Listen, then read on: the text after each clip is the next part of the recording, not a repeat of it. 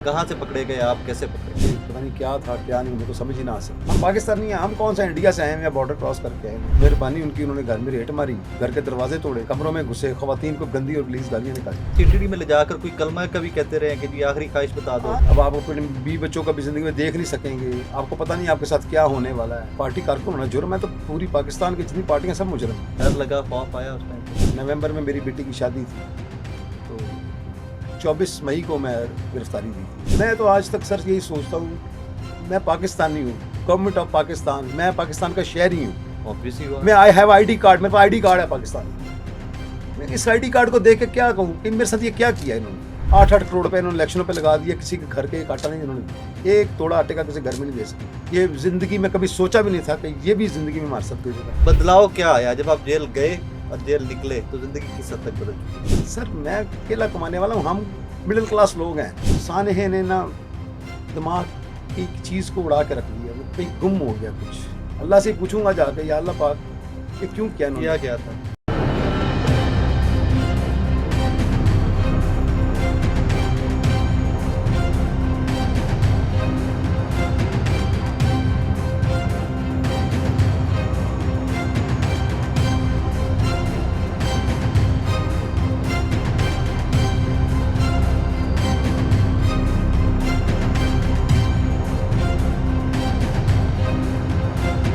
अफजाल भी अस्सलाम वालेकुम जी। वालेकुम सलाम। आप खैरियत से हैं, ठीक ठाक हैं? जी, अल्लाह। पहले तो मुबारक हो रिहाई की, जमानत की। रिहाई नहीं सर, जमानत बेल है पे, अभी। बेल पे चले। मुझे ये बताइए बाय प्रोफेशन क्या करते हैं? सर मैं सुंदर इंडस्ट्री स्टेट के बाहर वर्कशॉप है HVAC, हम्म तो उधर हमारा एक छोटा सा सेटअप है फ्रेंड के साथ, हम्म तो उधर मैं मतलब काम करता हूँ, फिजिकली काम करता हूँ। ओके। अब आ जाते हैं 9th मई पे, बिकॉज ये सीरीज हमारी सिर्फ 9th मई पे है कि कैसे पकड़े गए लोग और जिंदगियां चेंज कैसे हुई। कहाँ से पकड़े गए आप, कैसे पकड़े गए? सर 9 मई का तो सबसे पहली बात यह है कि ये पता नहीं क्या था क्या नहीं, हमें तो समझ ही ना आ सकी। हम्म एक तो प्रोटेस्ट में हम लोग शामिल थे, और प्रोटेस्ट पूरी दुनिया में होते हैं, पाकिस्तान में पहले बहुत सारे प्रोटेस्ट हुए हैं, कौन से नहीं तो हुए नहीं। हम्म तो वहाँ पर क्या होने वाला था क्या नहीं, हमें तो कुछ पता ही नहीं। हम तो जहाँ वहाँ गए तो वो सब कुछ उल्ट पुल्ट हो चुका था। तो ठीक जैसे है। हज़ारों लोग वहाँ जा रहे थे, हम भी वैसे ही जा रहे थे। ऐसा हमारा ना कभी ऐसा ज़िंदगी में इरादा था, हम पुरअमन लोग हैं, ना कभी ऐसा इरादा था और ना है। तो एक पुरअमन पार्टी और पुरअमन कारकुन होने के नाते हम लोग वहाँ गए, प्रोटेस्ट में शामिल हुए। तो जो लोग वहाँ पर थे, जो उन्होंने गलत किया, वो तो है सब, इस बात में नहीं मैं जाना चाहता, जो भी था। उसके बाद हम घरों को वापस आ गए। तो हमारे जियो फेंसिंग और ये इस तरह की चीज़ें चलनी शुरू हो गई, आईडी कार्ड जो है वो लिस्टों में आने शुरू हो गए। तो हमें फ्रेंड्स के और दोस्तों के फ़ोन आ गए, आप थोड़ा कुछ दिन साइड पे हो जाएं, ये हो जाएं, वो हो जाएं। साइड पे क्या हो जाएगी यार, क्या साइड पे हूँ? हम पाकिस्तानी हैं, हम कौन सा इंडिया से आए हैं या बॉर्डर क्रॉस करके आए हैं, या हमने कौन सा ऐसा कानून तोड़ दिया दुनिया में, ऐसा कौन सा नो गो एरिया जो हमने क्रॉस कर लिया? फिर भी हम एहतियातन 4 दिन रहे, लेकिन उन्होंने घर में, पंजाब पुलिस की बात कर रहा हूँ, कि मेहरबानी उनकी, उन्होंने घर में रेट मारी, घर के दरवाजे तोड़े, कमरों में घुसे, खवातीन को गंदी और गलीज गालियाँ निकाली। मेरा भाई है बड़ा एजाज, वो हार्ट का मरीज़ है, दमे का मरीज़ है, उसको उठा के ले गए। घर में मेहमान आए हुए थे, उनको 2 बच्चों को ले गए उठा के। बच्चों को? हाँ जी। तो फिर मुझे पता चला, तो डेफिनेटली फिर मुझे गिरफ्तारी देनी पड़ी। तो जब मैं वहाँ पहुँचा तो वो उन्होंने खैर छोड़ तो दिया कुछ पैसों के एवज। वैसे तो वो आपको पता है कि पाकिस्तान में पुलिस मुफ्त तो वो गाली भी नहीं निकालते, ऐसे ही। तो वैसे उन्होंने कुछ पैसों के एवज छोड़ दिया। अब मैं वो थाने का नाम नहीं लेना चाहता यहाँ पे। तो उसके बाद हमें CTD जो तशद्दुद हुआ वहाँ पे, वो सब कुछ मतलब सबको पता है, मेरे अकेले के साथ तो हुआ नहीं, कई लोगों के साथ हुआ।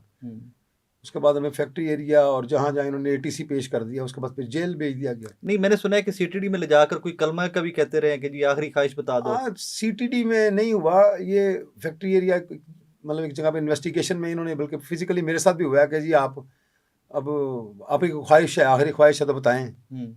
अब आप अपने 20 बच्चों का भी ज़िंदगी में देख नहीं सकेंगे, आपको पता नहीं आपके साथ क्या होने वाला है, आप मतलब इस तरह की बातें। डर लगा, खौफ आया उस टाइम पे?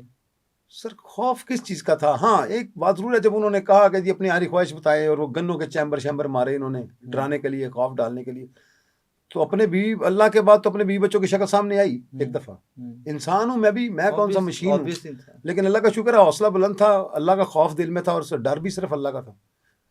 तो मैंने उनसे कहा, मेरी आखिरी ख्वाहिश तो यही है कि ईमान, ज़िंदगी हो तो ईमान पे हो, मौत आए तो ईमान पे है। तो आगे से वो मुस्कुराने लग गए। तो फिर कहते हैं अब होश आई है आपको? मैं कहा जी मैं पहले भी होश में था। तो कहते जी अब क्या इरादा है? मैं कहा जी हमने कोई गुनाह नहीं किया, हमको मुजरम नहीं है, हम खारजी नहीं है, हम पाकिस्तानी हैं अल्हम्दुलिल्लाह, हमने कौन सा ऐसा मुजरम नहीं किया। अगर पार्टी कारकुन होना जुर्म है तो पूरी पाकिस्तान की जितनी पार्टियां सब मुजरम है। हाँ, बेशुमार उन्होंने प्रोटेस्ट किया, फिर सबको उठा के अंदर जेलों में डाल दिया। इस तरह तो नहीं है। बहरहाल एक लंबा डिमांड क्या थी? एक लंबा ज़हनी टॉर्चर था। डिमांड क्या करते थे? डिमांड थी कि आप मतलब बताएं आप क्या आपने वहाँ तोड़ा फोड़ा है, ज़बरदस्ती, ना कोई मारा तल्ला आप ना एंटर नहीं वास्ता। हुए थे कुरकुर ना में? सर, नहीं, नेवर एवर। दूर दूर से या फिर प्रोटेस्ट किया सर था? हम तो गिरजा चौक वहाँ खड़े थे, हर जगह पे ज़िमनियों में सब कुछ लिखा हुआ है। अब इन्होंने जो कुछ लिखना था वो उन्होंने अपनी मर्जी से लिखा, हमारे कहने पे इन्होंने कुछ नहीं लिखा। और ये मेरे अकेले के साथ ही बेशुमार लोगों के हाँ, साथ। सैकड़ों से भी ज्यादा होगा ये तो, दर्जनों नहीं खैर सैकड़ों उसके की बाद कहानी वो है। जेल भेज दिया कि मैं अपने घर का इकलौता कफील था कमाने वाला। नवंबर में मेरी बेटी की शादी थी, तो 24 मई को मैं गिरफ्तारी दी थी, तो मेरी बेटी की शादी भी ना हो सकी।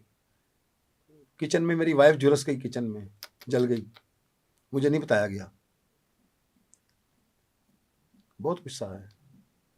It's very sad. बड़ा जुल्म किया इन्होंने। एक बच्ची जो 1 साल अपने बाप को देख ना सकी, उसकी आवाज़ ना सुन सकी, किस जुर्म में? मैं तो आज तक सर यही सोचता हूँ, मैं पाकिस्तानी हूँ, गवर्नमेंट ऑफ पाकिस्तान, मैं पाकिस्तान का शहरी हूँ, ऑब्वियसली मैं आई हैव ID कार्ड, मेरे पास ID कार्ड है पाकिस्तान का। मैं इस ID कार्ड को देख के क्या कहूँ कि मेरे साथ ये क्या किया इन्होंने, किस जुर्म में किया है? आप बता रहे हैं कि आप अकेले घर के कफील थे, कमाने वाले थे, जब जेल चले गए तो पीछे जो सर बाकी बहुत काम बुरे हालात रहे। अल्लाह ताला ज़िंदगी तंदुरुस्ती दे। मेरे कुछ पर्सनल फ्रेंड्स हैं, उन्होंने कुछ सपोर्ट किया। तो पार्टी के जो हालात थे वो तो सबको पता ही है, उन्होंने क्या पार्टी सपोर्ट, को अचानक खुद था खुद तितर बितर हुई थी पार्टी, तो उसको तो मैं अभी फिलहाल क्लेम नहीं करूंगा, लेकिन छोड़ूंगा उनको भी नहीं। कुछ राइट्स हैं, मेरे तसव्वुज़ात हैं, वो मैं उनको छोड़ूंगा नहीं। पार्टी को भी, मैं पार्टी का मेंबर हूँ, मैं कुर्बानी की कीमत नहीं होती सर, लेकिन इन लोगों ने तो आंसू भी नहीं पूछे।